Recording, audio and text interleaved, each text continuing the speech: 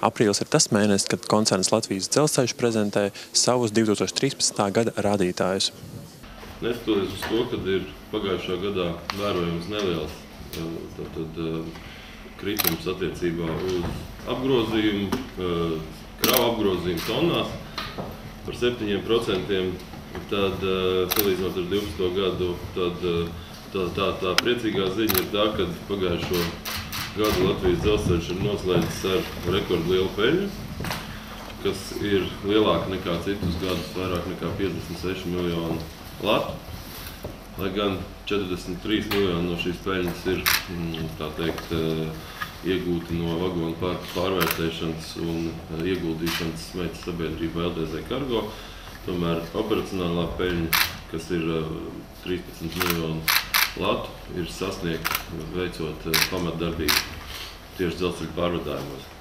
Jāatzīst to, ka lielākā daļa no kravu izcelsmes, vairāk nekā 77%, ir Krievijas kravas, tad sako Baltkrievijas kravas ar 12%, kā arī Kazahstāna 5% no pārvadāto kravu apjomu.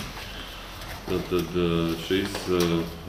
šī sadarbība ar šīm valstīm, šo valstu dzelzceļiem, šo valstu uzņēmumiem Latvijas Dzelzceļam ir ļoti svarīga. 2013. gadā pa Latvijas dzelzceļiem pārvadāti 55,8 miljonu tonu kravu, kas ir par 7,9% mazāk nekā pērn, attiecīgi samazinot uzņēmumu peļņu. Kravu pārvadājuma apjoms pagājušajā gadā ir krities no 60,6 līdz 55,8 miljoniem. Te nav kaut kāds ietekmes no paša Latvijas Dzelzceļa puses vai vispār no Latvijas tranzīta koridoru puses. Šī kravu apjoma izmaiņas ir saistītas tikai un vienīgi ar konjunktūras izmaiņām starptautiskajos tirgos. Tātad, pagājušo gadu bija mazāk iemeslu vest šīs kravas uz Eiropu vispār. Ja mēs skatāmies tagad, kas ir noticis kopumā Baltijā, tad mēs redzam, ka kravu pārvadājumi ir samazinājušies visās trīs Baltijas valstīs, un joprojām mēs saglabājam šo līdera vietu. Un, ja mēs skatītos attiecībā tikai uz tranzīta kravām, tad šis mūsu pārstāvs ir vēl pārliecināšākais, jo apmēram 90% no visām kravām mums ir tranzīta kravas. Vai tas ir tranzīts uz ostām vai tranzīts uz Igauniju lielākoties, vai no Lietuvas uz Igauniju. Tad mūsu kaimiņu valstīs tomēr viņiem ir vairāk rūpniecības un apmēram 30% kravu pārvadājumu Lietuvā tiek nodrošināti vietējā tirgu, tāpat arī Igaunija pārvadā savu slāni.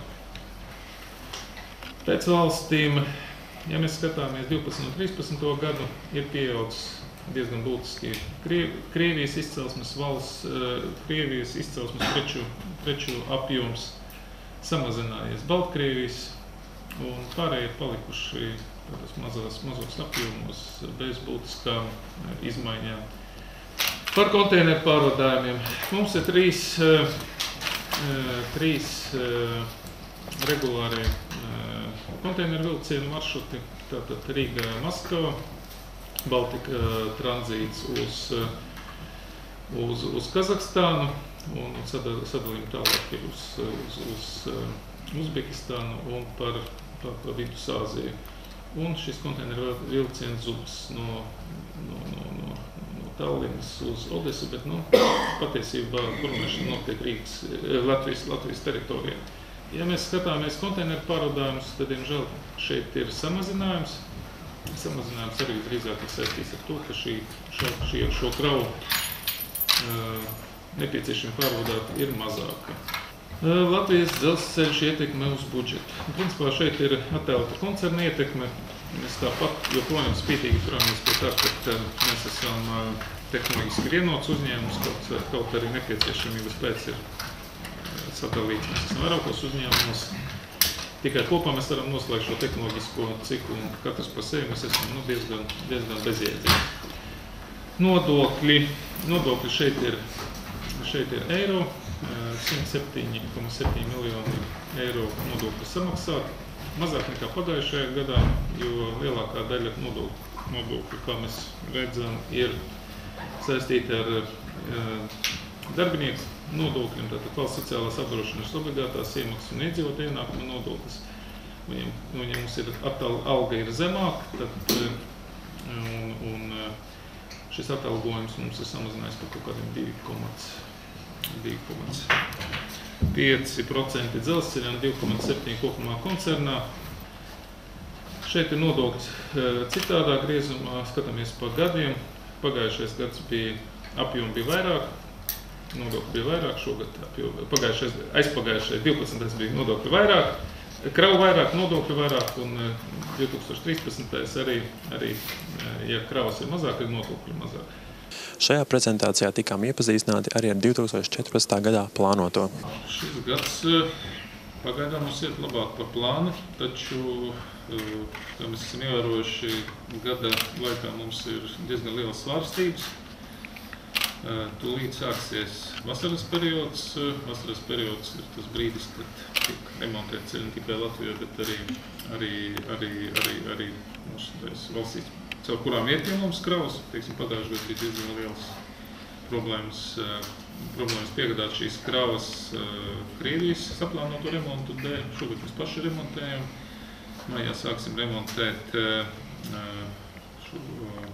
šķirotos Uzkalnu, atjaunot, tā kā vasara parasti ir mazāk, bet man šobrīd nav nekādu bažu par to, ka mēs varētu šo plānu šogad izpildīt. Tas ir apmēram pagājušā gada līmenī.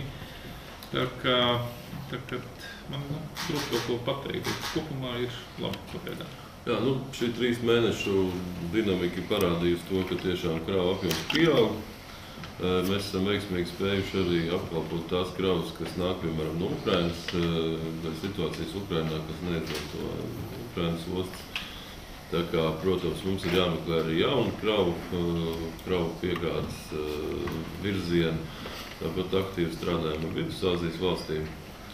Tā kā, protams, šī kravu diversifikācija un piegādātāja diversifikācija ir ļoti būtiska, lai saglabātu šo izaugsmes tempu un lai nodrošinātu to, ka dzelzceļa pārkrauto kravu apjoms un dzelzceļa izaugsme turpinās.